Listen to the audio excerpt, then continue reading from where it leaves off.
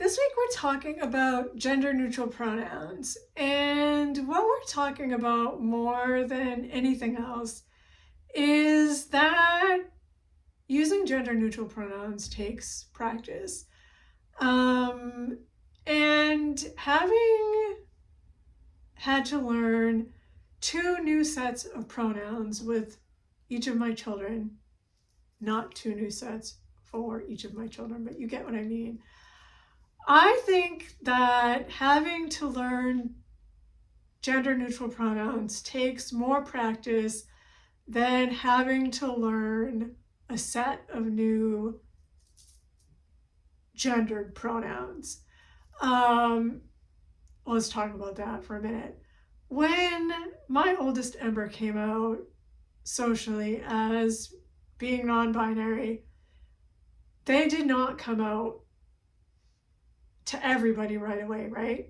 They first told my husband and I that they were going to come out socially at the start of a year. And we were like, okay. And first they wanted to let us know. Then they wanted to let their close circle of people know. And then when they were ready, they were going to let everybody else know. So there was like a hierarchy of coming out that was going on.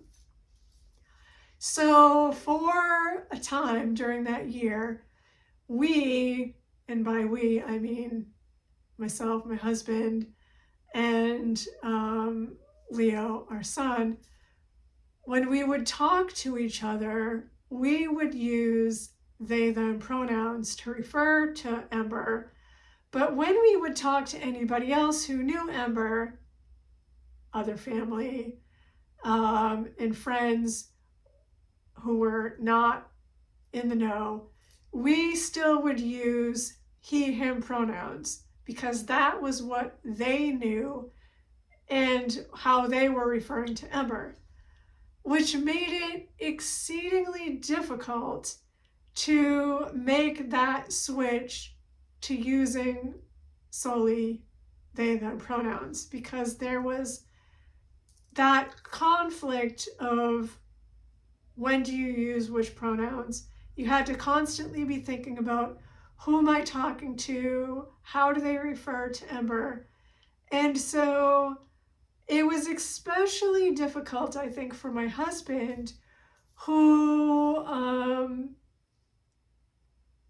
mostly only talked to me and used Ember's they, them pronouns, but everybody else that he talked to used he, him pronouns. And so for him to make that switch over, I think was really hard. So like anything else, learning a new set of pronouns takes practice. Your brain, we've talked about this before, your brain has that muscle memory of I've used this one set of pronouns and this name to refer to this person for this many years. And so that is the thing that I'm always going to do when I see or think about or talk about that person.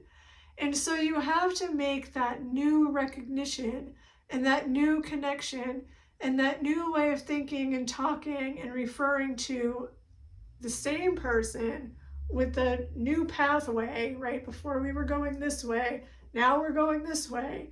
And in order to do that, it's all about practice. There's no shortcut. There's no shortcut to doing it. You have to practice saying it out loud. You have to practice writing it down. You have to practice typing it and doing it over and over again and over again, and then doing it some more until you build those new muscle memories in your hand and in your brain and in your words, your speaking language, so that it becomes automatic.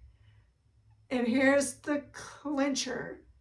Sometimes you're still going to slip up because you're going to be tired, or you're going to be stressed out, or you're going to be angry, or you're going to be distracted, or something is going to happen and your brain is going to be going like this, and instead of going this way, which is the new pathway that you're making, it's going to revert back to what it already knows subconsciously. And all of a sudden you're going to be like, what just happened here? I was doing so good. I haven't made a mistake in such a long time. And you're not going to have meant to do it. And it's going to be okay. It's going to be okay because you're not going to have done it on purpose. But it just happens, and you will say, I'm sorry, and you will just keep going and keep practicing and practicing, and just know that mistakes happen. And the more that you keep practicing and the further along you get, the less often those mistakes will happen. But there's no getting around the fact that the only way that you do it is through repetition and practice and more repetition. And so that's what I have for you. Just keep doing it and know that it takes time, and it takes the time that it takes. And we'll talk again soon.